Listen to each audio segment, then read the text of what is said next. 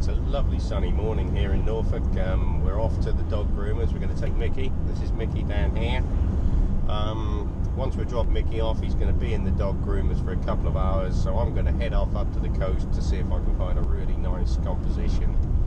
It might be a bit too sunny, but that might work to our advantage. It might not. We're going to give it a go, and we'll show you the results. We're not quite sure where we're going to go up to the coast. Might be up to Caister, might be up to Hemsby, might even go as far as Winterton or Happisburgh up near the lighthouse, but we'll see what time we've got and we'll take it from there. We're just arriving at a place called Cart Gap. It's on the Norfolk coast. It's not far from Happisburgh Lighthouse. It's sort of mostly known to locals. You don't get many tourists up here. Certainly not this time of year, so that's where we're going to try and get a composition today. Looks like we got the place to ourselves. Not a lot of cloud in the sky, but anyway, not to worry.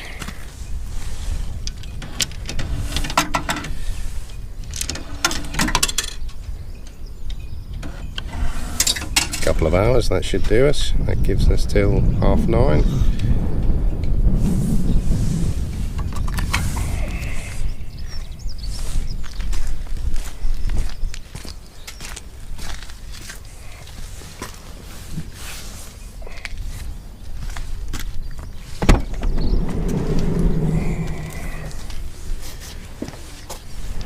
Well, this is the beach down at Cart Gap. I came down here because I wanted to get a composition of this breakwater here, but as you can see, the tide is all wrong. The beach is pretty angry. So what I'm going to do is I'm going to walk along the coast path. Hopefully I'll be able to get a picture of the lighthouse at Happisburgh, but we'll see how that goes. Well, this is part of the coast path. It goes up to the lighthouse at Happisburgh. Not sure if you'll be able to see it in the distance, but it's up there somewhere, red and white. We're going to walk up near the lighthouse or somewhere around that direction, see if we can get a good composition.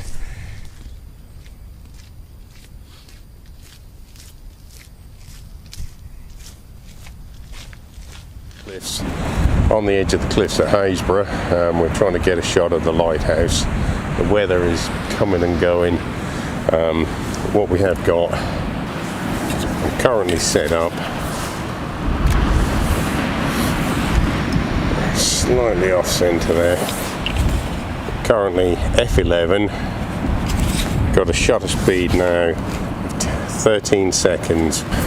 We've got a polarising filter on. We've got a big stopper, a Lee big stopper on the Lee filter adapter. We're set up, we're getting the shot of the lighthouse and the sea and the Happisburgh village and church and everything cool in the distance. We're F11, we've got a shutter speed of 13 seconds.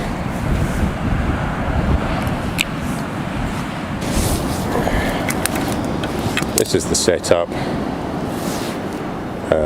F11, 15 seconds with a big stopper filter on, a polarising filter.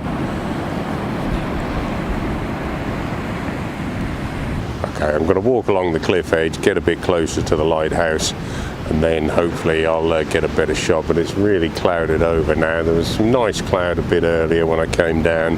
The sun is currently over the village, but it's missing the lighthouse, so we'll go and see what we can get a bit further along.